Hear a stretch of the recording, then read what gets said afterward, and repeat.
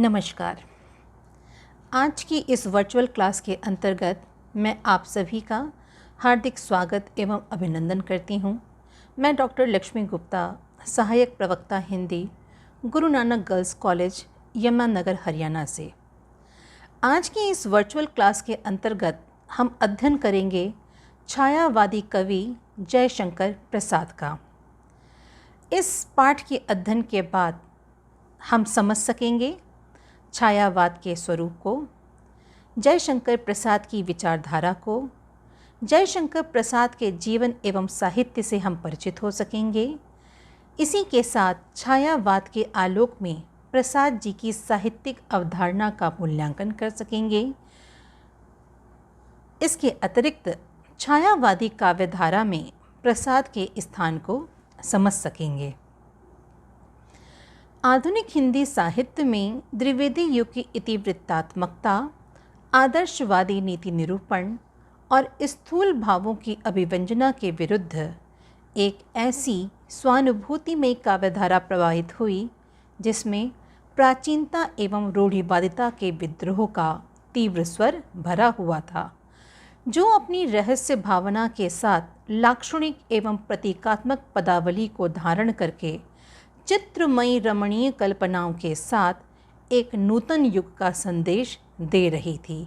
एक ऐसा युग जिसमें एक तरफ द्विवेदी युगीन इतिवृत्तात्मकता के स्थान पर प्रतीक शैली का प्रयोग हुआ, तो वहीं दूसरी तरफ सामूहिकता व स्थूलता के स्थान पर व्यक्तिकता और सूक्ष्मता का तथा रूढ़िवादिता व बौद्धिकता के स्थान पर स्वच्छंदता एवं भावुकता का प्रयोग किया गया। इसके साथ ही कविता में श्रृंगार के स्थूल मांसल वर्णन का विरोध किया गया और उस मांसल वर्णन का विरोध करते हुए विश्व बंधुत्व की कामना के साथ मानवतावाद की प्रतिष्ठा की गई। इस प्रकार स्वतंत्र एवं व्यक्तिगत कोमल भावों से संपृक्त, प्रकृति की रमणीय सुषमा से सुशोभित व मानवतावादी प्रेम से ओतप्रोत सन 1918 से लेकर 1936 के मध्य तक जिस नवीन काव्यधारा का उदय हुआ, संपूर्ण साहित्य के इतिहास में उस काव्यधारा को छायावाद के नाम से संबोधित या अभिहित किया गया। आचार्य रामचंद्र शुक्ल ने छायावाद को परिभाषित करते हुए कहा है कि छायावाद शब्द का प्रयोग दो अर्थों में समझना चाहिए। एक तो रहस्यवाद के अर्थ में, जहाँ उसका संबंध काव्य वस्तु से होता है, अर्थात जहाँ कवि उस अनंत अज्ञात प्रीतम को आलंबन मानकर अत्यंत चित्रमयी भाषा में प्रेम की अनेक प्रकार से व्यंजना करता है। छायावाद का दूसरा प्रयोग काव्य शैली या पद्धति विशेष के व्यापक अर्थ में है। आधुनिक हिंदी साहित्य के विकास में अपना योगदान देने वाले कवियों में कवि जयशंकर प्रसाद जी का अति महत्वपूर्ण योगदान है। प्रसाद जी एक सर्वतोमुखी प्रतिभा संपन्न साहित्यकार थे, जिनमें कवि, नाटककार, निबंधकार, उपन्यासकार, आलोचक एवं दार्शनिकता के गुणों का समन्वय देखा जा सकता है।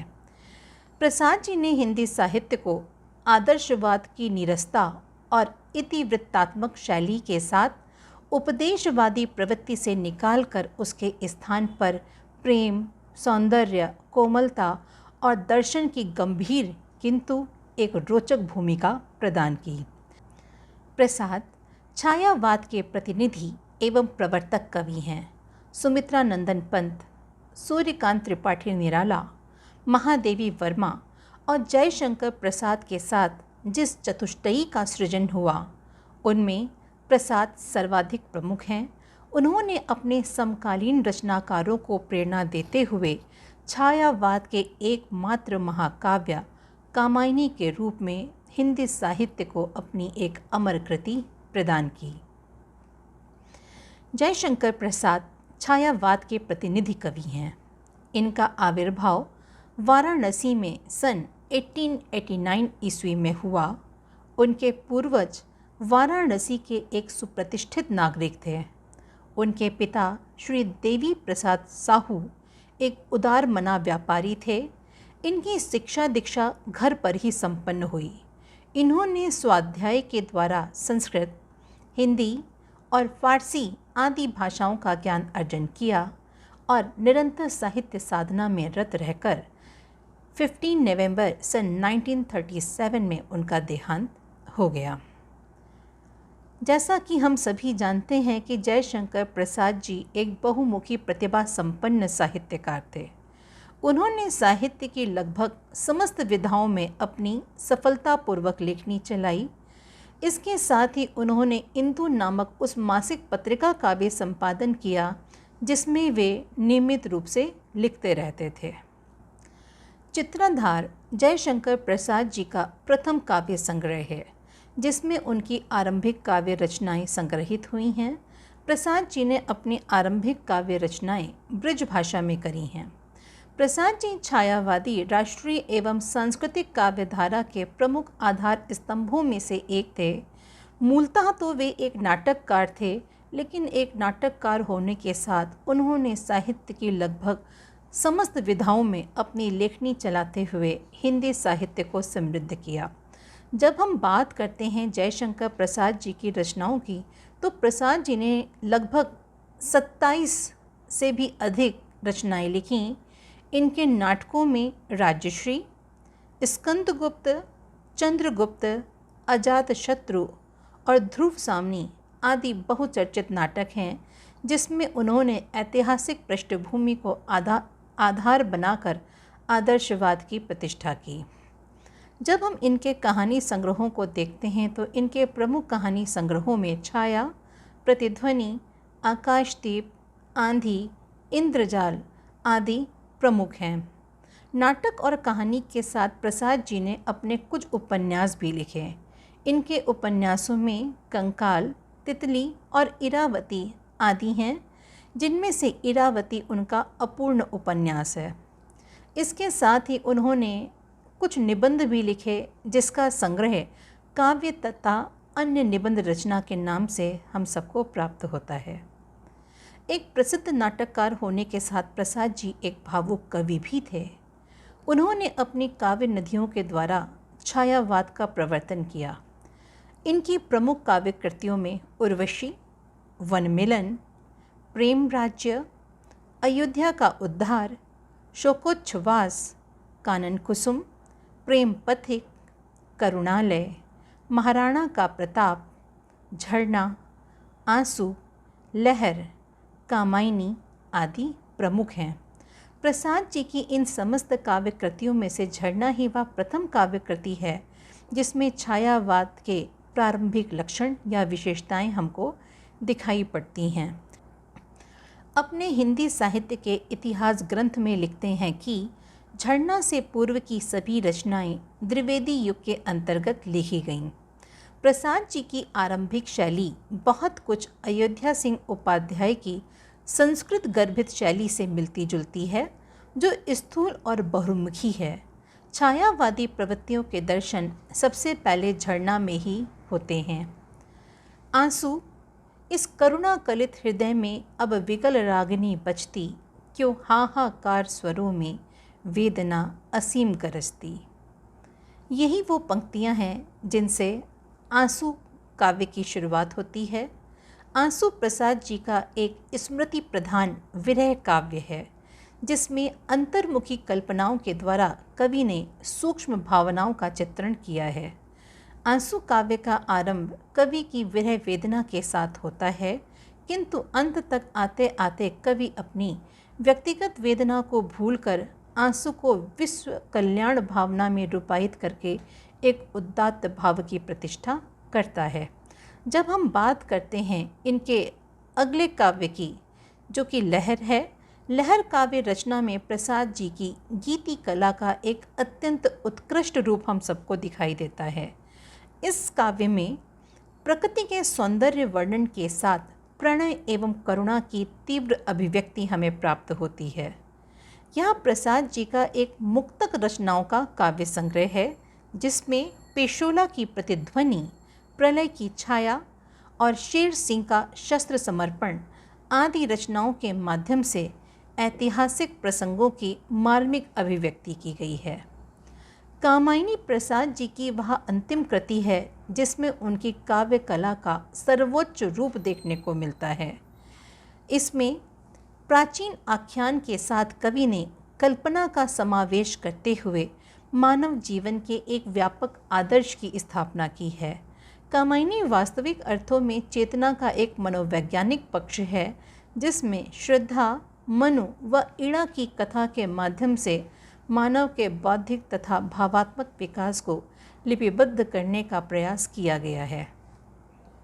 यही वह काव्य कृति है जिसने प्रसाद जी को महाकवि के रूप में स्थापित किया और कामायनी ही छायावाद का वह महाकाव्य है जिसने हिंदी साहित्य को अपने महाकाव्यत्व से समृद्ध किया।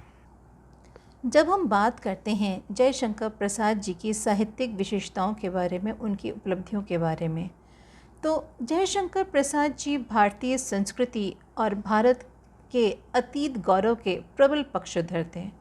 उनके काव्य में इस अतीत गौरवगान के साथ प्रेम और सौंदर्य बोध के भी चित्र सर्वत्र देखने को मिलते हैं, जिनमें व्यक्तिकता के साथ लाक्षणिकता, प्रतीक विधान के साथ ध्वन्यात्मकता और संगीतात्मकता के साथ में गीति काव्य उनकी प्रमुख विशेषताओं के रूप में हमारे समक्ष उपस्थित होती हैं। भाव और कला पक्ष की दृष्टि से प्रसाद जी का काव्य एक अत्यंत ही उच्च कोटि का काव्य है।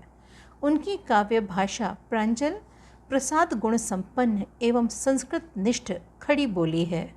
प्रसाद जी की भाषा उनके काव्य का वह व्यवहार पक्ष है जिसमें मानव का स्वभाव, उसके हृदय में उठने वाली भावनाएं और अंतर्द्वंद तथा मस्तिष्क में आए विचार सभी जीवंत हो उठते हैं। शिल्प की दृष्टि से प्रसाद जी का काव्य उनकी मौलिकता का द्योतक है। लक्षणा और व्यंजना शब्द शक्तियों की उनके काव्य में प्रधानता है। उन्होंने छंद की दिशा में नानाविध नवीन प्रयोग किए, जिस कारण उनकी शैली में नाटकीयता, चित्रात्मकता और सांकेतिकता तीनों ही विद्यमान हैं। वास्तव में वे एक आदर्शवादी कवि हैं जिन्होंने अपनी खड़ी बोली के माध्यम से हिंदी साहित्य को एक इंद्रधनुषी छटा प्रदान करने में अपनी महत्वपूर्ण भूमिका का निर्वहन किया। प्रसाद जी ने भारतीय काव्य परंपरा में छायावाद को एक विकसित और नूतन काव्यधारा के रूप में सिद्ध किया और उसकी रूपरेखा को स्पष्ट करते हुए स्वयं लिखा है कि जिस प्रकार मोती के भीतर छाया की जैसी तरलता होती है, वैसी ही कांति की तरलता अंग लावण्य कही जाती है। इस लावण्य को संस्कृत साहित्य में छाया और विच्छिति के द्वारा कुछ लोगों ने निरूपित किया था। अतः सौंदर्य के इसी सूक्ष्म रूप को अपनाते हुए पौराणिक कथाओं एवं नारी के बाह्य सौंदर्य के वर्णन से भिन्न जिन कविताओं में वेदना के आधार पर स्वानुभूति अभिव्यक्त हुई है, वही छायावाद है। इसी संदर्भ में छायावाद को रूपायित करते हुए डॉक्टर राम कुमार वर्मा अपने साहित्य समालोचना में लिखते हैं कि छायावाद जीवात्मा की वह अंतर्निहित प्रवृत्ति का प्रकाशन है जिसमें वह दिव्य और अलौकिक सत्ता से अपना शांत और निश्चल संबंध जोड़ना चाहती है, और यह संबंध यहाँ तक बढ़ जाता है कि इन दोनों में कोई भी अंतर नहीं रह जाता। वास्तव में छायावादी काव्य हमारी लंबी सांस्कृतिक और साहित्यिक परंपरा का प्रबल सृजनात्मक विस्फोट है।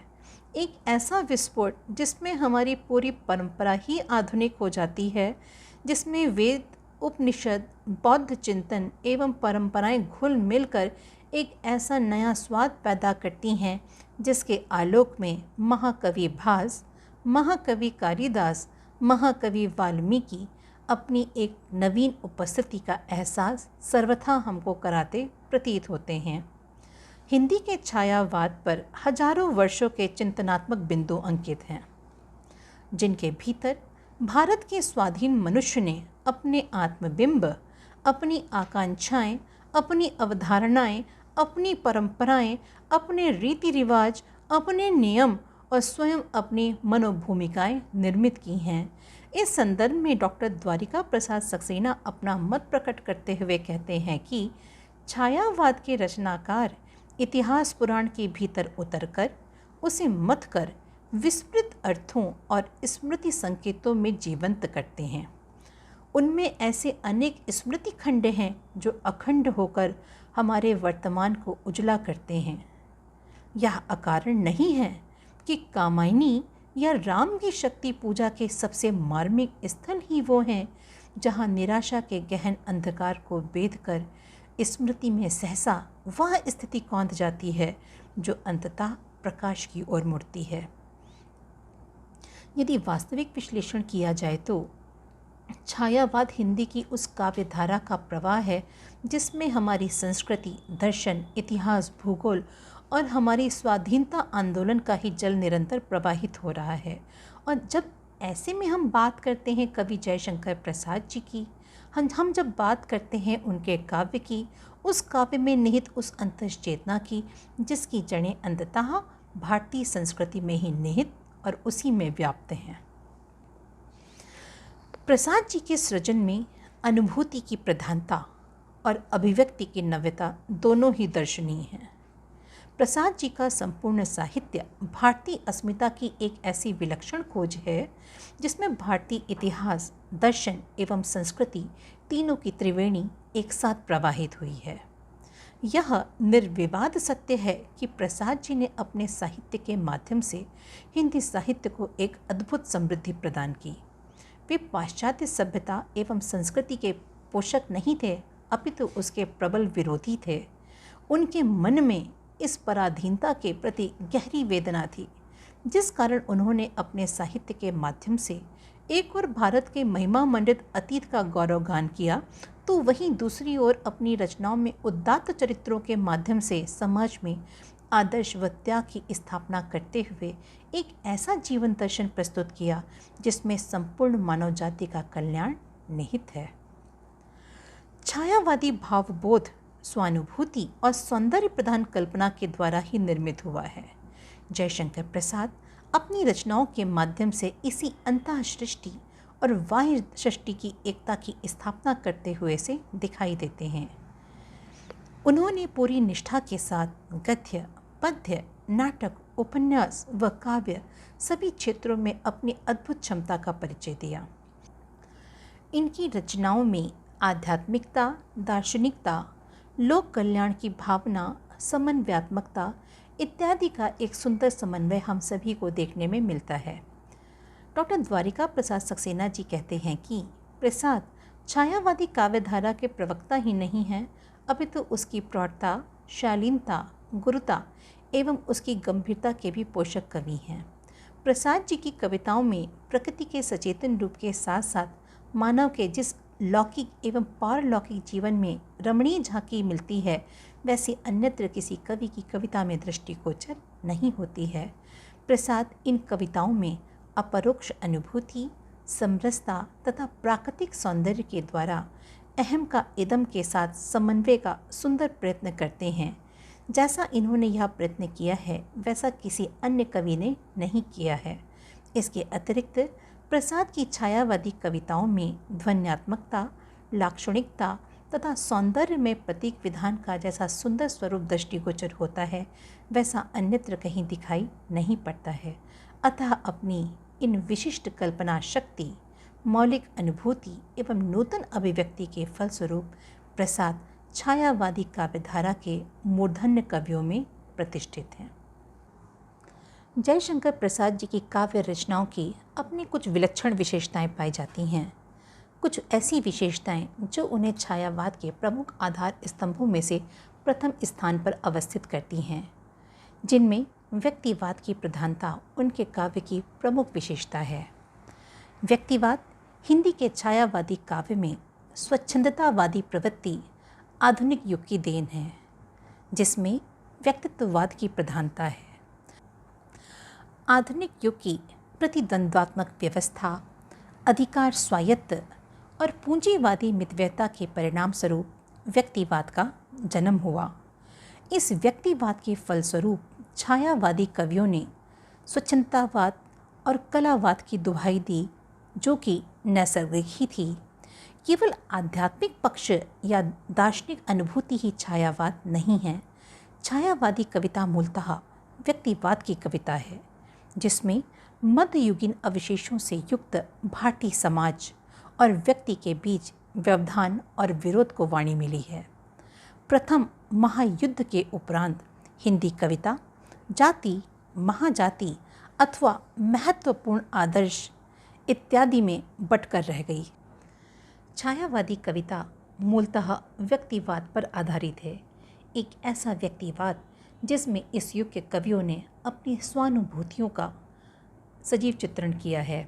जब हम बात करते हैं जयशंकर प्रसाद जी की, तो जयशंकर प्रसाद जी का अधिकांशतः काव्य साहित्य, उनका रचना संसार स्वानुभूति पर ही आधारित है, जिसमें उन्होंने अपने निजी जीवन के सुख दुख, अपने हर्ष विषाद और अपने मानसिक अंतर्द्वंद्वों का सजीव चित्रण किया है। इसका एक प्रत्यक्ष उदाहरण आंसू काव्य के माध्यम से देखा जा सकता है, जिसकी शुरुआत ही विरह भावना के साथ हुई है।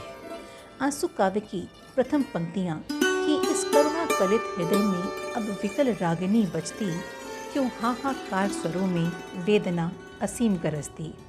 इन काव्य पंक्तियों में कवि की विरह प्रधान स्वानुभूति का अत्यंत ही मार्मिक चित्रण देखा जा सकता है, जहाँ कवि ने अपने विरहाकुल हृदय और उसमें उठने वाली तीव्र वेदना का बहुत ही मार्मिक चित्रण इन काव्य पंक्तियों के माध्यम से किया है। प्रसाद जी मूलतः प्रेम एवं सौंदर्य के कवि हैं, जिस कारण उनके काव्य में प्रेम और सौंदर्य की अद्भुत छटाएं देखने को मिलती हैं। प्रेम एवं सौंदर्य का यह स्वरूप केवल व्यक्ति विशेष तक सीमित नहीं है, अपितु वह मानव, मानव से होता हुआ प्रकृति और प्रकृति से होता हुआ ईश्वर तक दशों दिशाओं में निरूपित और व्याख्यायित रूप में हमको दिखाई पड़ता है, जिसमें प्रसाद जी ने मानव, प्रकृति और ईश्वर इन तीनों के सौंदर्य का अत्यंत ही व्यापक और अत्यंत ही सजीव और सुंदर मनोहारी चित्रण किया है।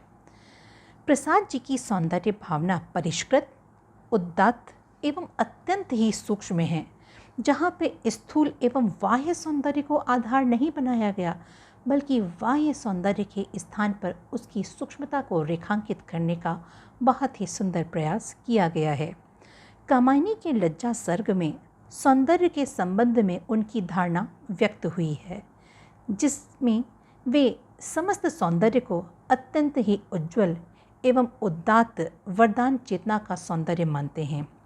प्रसाद जी ने कामायनी में श्रद्धा के सौंदर्य का वर्णन करते हुए लिखा है कि आह, वह मुख पश्चिम के व्योम, बीच जब घिरते हो घनश्याम, अरुण रविमंडल उनको भेद, दिखाई देता हो छविधाम। इसी प्रकार जयशंकर प्रसाद जी नारी चित्रण में अपेक्षाकृत सूक्ष्म और श्लील वर्णन को रेखांकित करते हैं। उनकी दृष्टि कहीं पे भी अश्लीलता की ओर नहीं गई है। नारी के सौंदर्य का वर्णन करते समय में भी वे उसके शालीनता पक्ष को उजागर करने का प्रयास करते हैं। कामायनी में ही श्रद्धा के रूप सौंदर्य का वर्णन करते हुए वे लिखते हैं कि नील परिधान बीज सुकुमार, खुल रहा मृदुल अध खुला अंग, खिला हो जो बिजली का फूल, मेघ बन बीच गुलाबी रंग। स्वच्छंदतावादी होने के नाते कवि ने प्रेम के क्षेत्र में जाति, वर्ण, सामाजिक रीति नीति, रूढ़ियाँ और मिथ्या मान्यताओं को स्वीकार नहीं किया है। प्रसाद जी के प्रेम चित्रण में कहीं पे कोई भी लुकाव छुपाव की भावना नज़र नहीं आती है। यदि उसमें कहीं पर है तो सर्वत्र स्वानुभूति, यदि है तो केवल सौंदर्य, यदि कहीं पे है तो सौंदर्य का उदात्त और अपना उज्ज्वल पक्ष। कवि ने नारी संबंधी सौंदर्य एवं प्रेम का चित्रण करते समय स्थूल क्रिया व्यापारों के चित्रण पर बल नहीं दिया, बल्कि उनके स्थान पर उन्होंने भाव दिशाओं का वर्णन किया है। कवि की प्रणय गाथा का अंत प्रायः दुख, निराशा तथा असफलता में नहीं होती है, बल्कि वेदना के स्थान पर, निराशा के स्थान पर, असफलता के स्थान पर उन्होंने उसकी परिणति आदर्श रूप में की है, जिसका अत्यंत उज्ज्वल पक्ष हमें आंसू में दिखाई पड़ता है, जहाँ पर काव्य का प्रारंभ तो विरह वेदना के साथ में होता है, लेकिन अंत तक आते आते कवि की वह विरह वेदना विश्व कल्याण की, लोक मंगल की भावना में परिणित हो जाती है। सौंदर्य और प्रेम का चित्रण छायावादी काव्य की एक प्रमुख विशेषता है। कवि जयशंकर प्रसाद जी ने अपने काव्य में यथा स्थान सौंदर्य और प्रेम का बहुत ही मनोहारी चित्रण किया है, और इस चित्रण के साथ उन्होंने इसके विविध रूपों को अपनाया है। इन रूपों में फिर चाहे नारी सौंदर्य हो या प्रेम चित्रण, प्रकृति का सौंदर्य वर्णन हो या प्रेम की अभिव्यंजना, अलौकिक प्रेम हो या फिर रहस्यवाद का चित्रण, प्रत्येक जगह पर सौंदर्य की अनुभूति प्रकृति के माध्यम से की गई है। कवि जयशंकर प्रसाद ने अपने काव्य में अनेक स्थलों पर प्रकृति का बहुत ही स्वाभाविक एवं मनोहारी वर्णन किया है। उन्होंने जगह जगह प्रकृति को मानवीकरण के रूप में प्रस्तुत किया है। अपनी लहर नामक रचना में उन्होंने अनेक प्राकृतिक परिदृश्यों को खींचा है। ऐसे प्राकृतिक दृश्य जहाँ पे प्रकृति पर मानवीय चेष्टाओं का आरोप किया गया है। इस संदर्भ में एक उदाहरण, बीती विभावरी जागरी, अंबर पनघट में डुबो रही, तारा घट उषा नागरी। छायावादी काव्य होने के नाते यहाँ पर प्रकृति पर मानवीकरण को देखा जा सकता है, जहाँ पर कवि ने उषा को नायिका के रूप में वर्णित करते हुए प्रकृति का मानवीकरण किया है। इसी प्रकार कामायनी में भी प्रकृति के अनेक स्थान पर उदाहरण देखे जा सकते हैं, जैसे संध्या समीप आई थी उस सर के वलकल वसना, तारों से अलग गुथी थी पहने कदम्ब की रसना। इसी प्रकार एक अन्यत्र उदाहरण, सिंधु सेज पर धरा वधु अब तनिक संकुचित बैठी सी, प्रलय निशा की हलचल स्मृति में मान किए सी ऐंठी सी। इन उदाहरणों में कवि ने प्रकृति के अनेक रूपों में से आलंबन, उद्दीपन, दूती रूप, उपदेशिका, रहस्यात्मक, पृष्ठभूमि, मानवीकरण आदि को चुना है। रहस्यवाद छायावाद की एक प्रमुख प्रवृत्ति, उसकी एक प्रमुख विशेषता है। कवि जयशंकर प्रसाद जी छायावाद के अंतर्गत सर्वात्मवाद से बहुत ही अधिक प्रभावित थे। वे निरंतर उस अज्ञात सत्ता के प्रेम निरूपण में बहुत ही अधिक तल्लीन रहे। उनकी इसी प्रवृत्ति को रहस्यवाद की संज्ञा दी गई है। प्रसाद जी ने अपने कामायनी महाकाव्य में निरंतर उस अज्ञात सत्ता के प्रति अपनी जिज्ञासा प्रकट करते हैं कि हे अनंत रमणीय कौन तुम, या मैं कैसे कह सकता, कैसे हो क्या हो इसका तो भार विचार ना सह सकता। प्रसाद जी का दृष्टिकोण सदैव उस प्राकृतिक चेतना में रमा है, जहाँ पर वे निरंतर उस अनंत ईश्वर की खोज कर रहे हैं जो सर्वत्र अज्ञात है। इस अज्ञात सत्ता की खोज ही ने रहस्यवाद को जन्म दिया, वह रहस्यवाद जो प्रसाद जी की अनेक रचनाओं में हमको स्वतः ही देखने को प्राप्त होता है। कवि जयशंकर प्रसाद शैव दर्शन के अनुयायी थे, जिस कारण उनकी रचनाओं में दार्शनिक विचारों और शैव मत का पर्याप्त प्रभाव दिखाई पड़ता है। वे कामायनी रचना के माध्यम से समरसता और आनंदवाद की स्थापना करते हैं। कामायनी में दार्शनिकता और उनके कवित्व का अत्यंत ही सुंदर निरूपण हुआ है। वे समरसता जन्य आनंदवाद को ही जीवन का परम लक्ष्य स्वीकार करते हैं। कामायनी की यात्रा चिंता सर्ग से आरंभ होकर आनंद सर्ग पर जाकर समाप्त होती है। इस काव्य में कवि इच्छा, क्रिया और ज्ञान के समन्वय पर बल देते हुए कहते हैं कि ज्ञान दूर कुछ क्रिया भिन्न है, इच्छा क्यों पूरी हो मन की, एक दूसरे से न मिल सके या विडंबना है जीवन की। प्रसाद सांस्कृतिक और दार्शनिक चेतना के कवि हैं। उनकी यह सांस्कृतिक चेतना उनके राष्ट्रीय भावों की प्रेरक शक्ति है। उन्होंने अपने अधिकतर नाटकों में अपनी इस भावना को अभिव्यक्त किया है। अपनी काव्य रचनाओं में वे देश प्रेम व संस्कृति प्रेम दोनों का ही निरूपण करते हैं। कवि ने अतीत के संदर्भ में वर्तमान का भी बहुत ही सुंदर चित्रण किया है। चंद्रगुप्त, स्कंदगुप्त, ध्रुव स्वामिनी, जन्मेजय का नागयज्ञ आदि नाटकों में उनका यह दृष्टिकोण पाया जाता है। चंद्रगुप्त नाटक में कवि ने अपने राष्ट्रीय स्वर को मुखरित करते हुए कहा है कि अरुण या मधुमय देश हमारा, जहाँ पहुँच अनजान क्षितिज को मिलता एक सहारा। सरस तामरस गर्भ विभा पर नाच रही तरुशिखा मनोहर, छिटका जीवन हरियाली पर मंगल कुमकुम सारा। जयशंकर प्रसाद मानवतावाद के पोषक हैं, जिस कारण उनकी कविताओं में, उनकी रचनाओं में मानवतावादी दृष्टिकोण सर्वत्र पाया जाता है। कवि ने अनेक स्थलों पर राष्ट्रीयता की भावभूमि से ऊपर उठकर मानव कल्याण की चर्चा की है। एक ऐसा मानव कल्याण जहाँ पे उनका दृष्टिकोण विश्व कल्याण की भावना में जाकर निरूपित हो जाता है। प्रसाद जी के काव्य में शाश्वत मानवीय भावों और मानवतावाद को प्रचुर बल मिला है। कामायनी में कवि ने इड़ा, श्रद्धा और मनु के प्रतीकों के माध्यम से उस मानवता के विकास की कहानी को गढ़ा है जो इच्छा, क्रिया एवं ज्ञान के समन्वय पर बल देती है, जहाँ समष्टि के लिए व्यष्टि का उत्सर्ग कामायनी का मूल संदेश बन जाता है।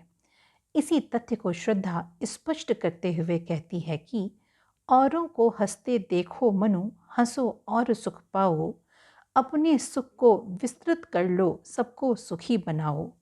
वास्तव में आनंद सर्ग में कवि ने वसुधैव कुटुंबकम की भावना पर बल दिया है, जहाँ विश्व बंधुत्व मानवतावाद का उद्घोषक बन के प्रतीत होता है। इन पंक्तियों में कवि ने बार बार मानव प्रेम पर बल दिया है और मानवतावाद को प्रतिपादित करते हुए श्रद्धा के माध्यम से व्यक्त किया है कि हम एक कुटुंब बनाकर यात्रा करते हैं आए। इस प्रकार हम देखते हैं कि प्रसाद जी के काव्य की विशेषताएं अपने आप में विलक्षण और अनूठी हैं, जिनके माध्यम से प्रसाद जी ने छायावाद को एक आधार और एक पहचान प्रदान की। और यह आधार, यह पहचान, यह विशेषताएं प्रसाद काव्य की अपनी निजी विशिष्टताएं हैं, जो प्रसाद को अन्य कवियों से एक अलग श्रेणी में लाकर खड़ा करती हैं। प्रसाद जी का काव्य का कला पक्ष भी उनके भाव पक्ष के समान ही अत्यंत ही समृद्ध है। कहते हैं कि प्रसाद जी के पास जितना प्रचुर शब्द भंडार था, उतना अन्यत्र किसी अन्य कवि के पास नहीं है। प्रसाद जी ने प्रबंध और गीति इन दो काव्य रूपों को ही अपनाया है। प्रेम पथिक, महाराणा का महत्व, यह दोनों उनकी प्रबंधात्मक रचनाएं हैं और कामायनी उनका प्रसिद्ध महाकाव्य है।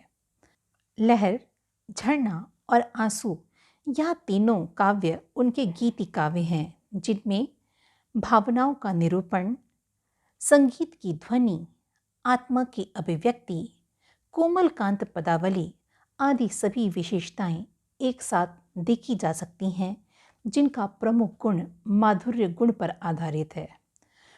प्रसाद जी की यद्यपि प्रारंभिक रचनाएं ब्रज भाषा में रची गईं, किंतु उन्होंने संस्कृत निष्ठ खड़ी बोली भाषा का प्रयोग किया। उनके काव्य में प्रसाद, ओज और माधुर्य तीनों गुणों की त्रिवेणी अपने सहज रूप में दिखाई पड़ती है, जहां उन्होंने प्रवाहपूर्ण भाषा, प्रांजल शैली, संगीतात्मकता और भावों को अभिव्यक्त करने वाली सफल भाषा का प्रयोग किया है। उनकी भाषा की प्रथम विशेषता लाक्षणिकता है। लाक्षणिक प्रयोगों से कवि ने विरोधाभास, मानवीकरण, विशेषण विपर्य, प्रतीक आदि उपकरणों के प्रयोग से भाषा में अद्भुत सौंदर्य उत्पन्न किया है। कामायनी के चिंता सर्ग में लाक्षणिक पदावली का प्रयोग करते हुए वे कहते हैं कि हे अभाव की चपल बालिके, रील लाट की खल रेखा, हरी भरी सी दौड़ धूप और जल माया की चल रेखा। प्रसाद जी के काव्य में प्रतीकात्मक शैली का प्रचुर प्रयोग हुआ है। उन्होंने प्रकृति के विभिन्न उपादानों को प्रतीक के रूप में प्रयुक्त किया है, जिस कारण उनके सभी प्रतीक भावपूर्ण हैं। आंसू कविता में उनके प्रतीक विधान का एक उदाहरण देखा जा सकता है। बांधा था विधुकों किसने इन काली जंजीरों से, मणि वाले फणियों का मुख क्यों भरा हुआ हीरों से। इसी प्रकार प्रसाद जी ने कुछ स्थानों पर चित्र शैली, ध्वन्यात्मकता का भी सफल प्रयोग किया है। कुल मिलाकर प्रसाद जी की भाषा शैली और अलंकार योजना अत्यंत ही उच्च कोटि की है, जहां उन्होंने अनेक प्रकार के अलंकारों का प्रयोग किया है, जैसे रूपक, उपमा, उत्प्रेक्षा, रूपकातिशयोक्ति, अर्थांतरन्यास अलंकार आदि प्रसाद जी के प्रिय अलंकारों में से एक हैं। आज हमने छायावादी कवि जयशंकर प्रसाद विषय के अंतर्गत जयशंकर प्रसाद के व्यक्तित्व, उनकी काव्य यात्रा के साथ छायावाद में जयशंकर प्रसाद के महत्व को समझा। साथ ही हम लोगों ने समझा कि जयशंकर प्रसाद छायावाद के प्रवर्तक कवि हैं। उन्होंने अपनी रचनाओं में आध्यात्मिकता, दार्शनिकता, लोक कल्याण की भावना और समन्वयात्मकता का सुंदर समन्वय किया है। उनकी रचनाओं में प्रौढ़ता, शालीनता, गुरुता एवं गंभीरता के दर्शन होते हैं। साथ ही उन्होंने अपनी कविताओं में प्रकृति के सचेतन रूप के साथ मानव के लौकिक एवं पारलौकिक जीवन की भी रमणीय झांकी प्रस्तुत की। इसके अतिरिक्त जयशंकर प्रसाद जी का छायावाद में अत्यंत महत्वपूर्ण स्थान है। छायावाद का एकमात्र महाकाव्य कामायनी, जो कि जयशंकर प्रसाद जी के द्वारा ही रचा गया है। आज हम लोगों ने बहुत ही विशदतापूर्वक जयशंकर प्रसाद और छायावाद के बारे में जाना। आगे हम आपकी आधुनिक हिंदी साहित्य प्रश्न पत्र के अंतर्गत आंसू काव्य का सारांश, आंसू काव्य की व्याख्या, कामायनी का सार और उसकी व्याख्या का अध्ययन करेंगे। आज के पाठ के आधार पर हमने क्या सीखा, इस आधार पर कुछ प्रश्न हैं, जैसे कवि जयशंकर प्रसाद का परिचय देते हुए उनकी काव्यगत विशेषताएं स्पष्ट कीजिए। प्रसाद जी की काव्य यात्रा पर प्रकाश डालिए। प्रसाद जी ने किन विषयों को आधार बनाकर अपना साहित्य रचा, उन बिंदुओं को रेखांकित कीजिए। आज के लिए इतना ही। आगे के वक्तव्य में हम फिर मिलेंगे। धन्यवाद।